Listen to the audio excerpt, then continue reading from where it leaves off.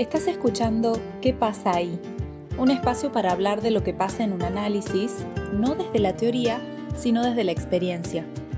Soy María Luz Burguiñón, psicóloga y psicoanalista, y te invito a pensar juntos qué se juega en el consultorio y cómo eso puede transformar nuestras vidas.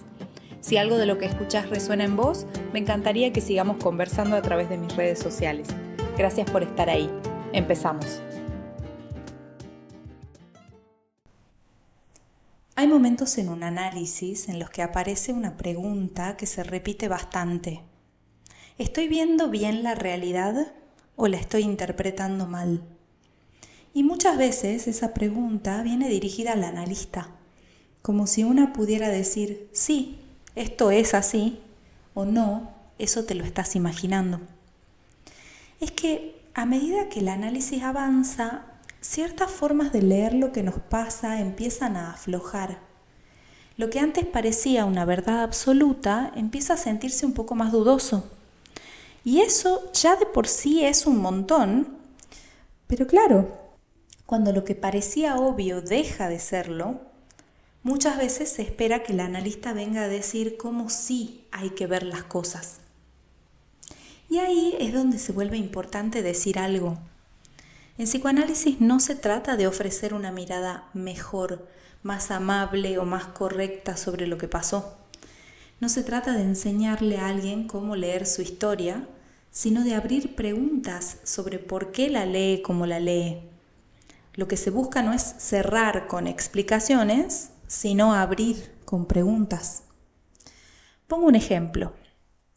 Supongamos que alguien viene y cuenta algo que le dijo su papá. Y eso le dolió. No es lo mismo que el psicólogo diga, bueno, seguro no lo hizo con mala intención, lo hace porque se preocupa por vos, a que diga, mirá, eso que te dijo tu papá se parece bastante a lo que él mismo escuchó de su propio padre. Esa segunda respuesta no es una justificación, pero pone en juego otra lógica.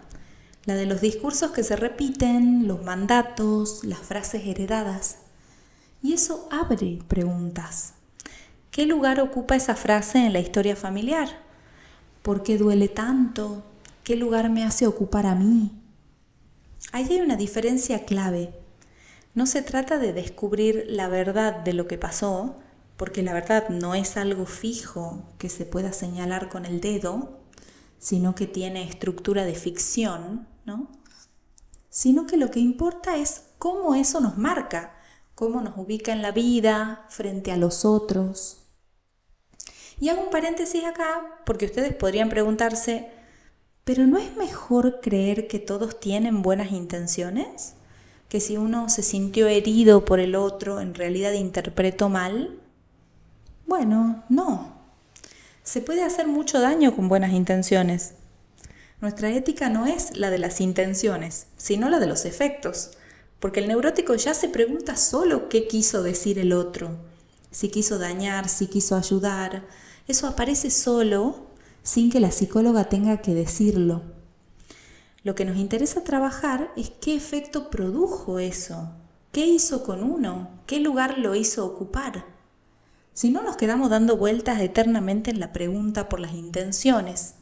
Y no es la idea descifrarlo al otro. Y atención, esto no quiere decir que quien viene a análisis tenga que salir del consultorio a pelearse con medio mundo. La idea no es esa. La idea es que el lazo con los otros pueda tener otras características, que pueda, por ejemplo, contemplar la inconsistencia del otro.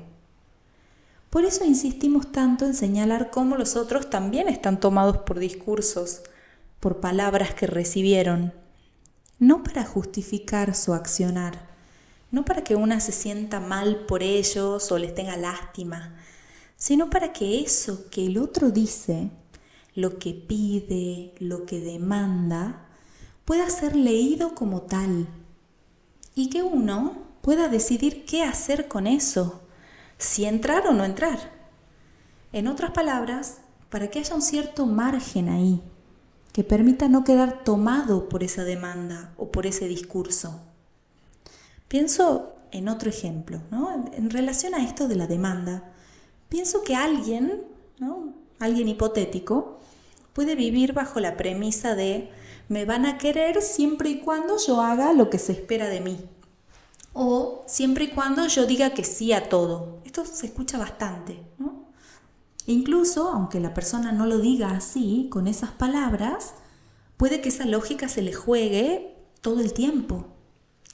Y eso probablemente lo deje siempre muy atento a todo lo que el otro haga, que le dé un indicio de lo que quiere de él.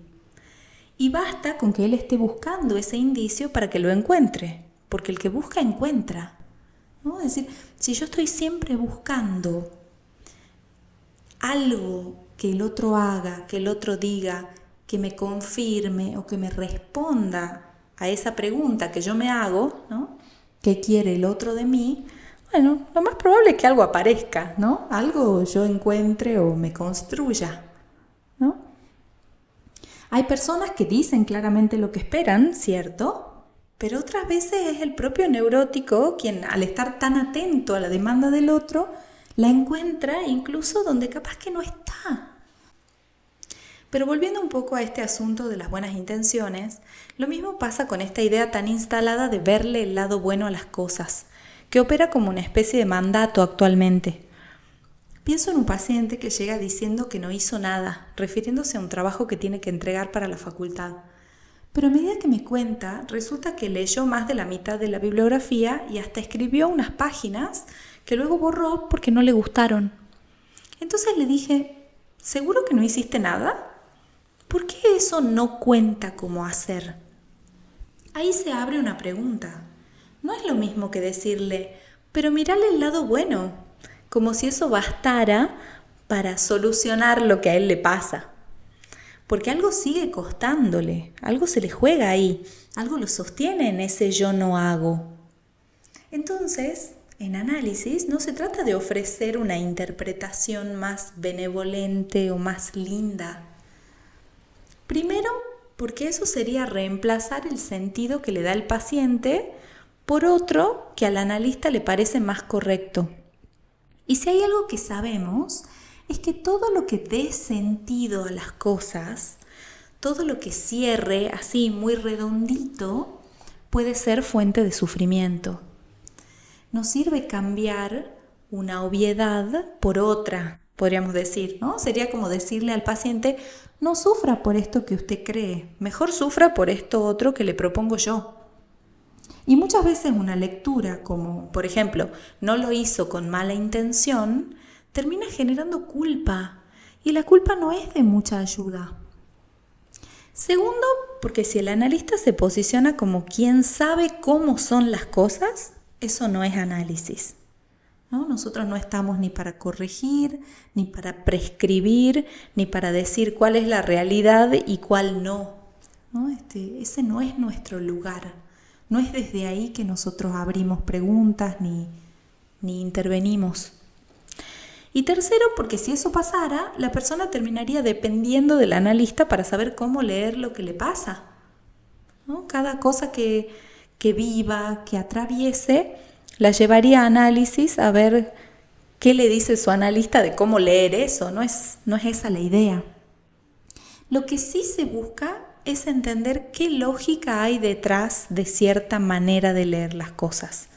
Porque cada lectura que hacemos de una escena, de un vínculo, de nosotros mismos, no es casual, responde a algo. Y a veces identificar eso es lo que permite empezar a aflojarlo, a abrir la posibilidad de que las cosas se vivan de otra forma. Y de ahí en más se va viendo. Bueno, hasta la próxima.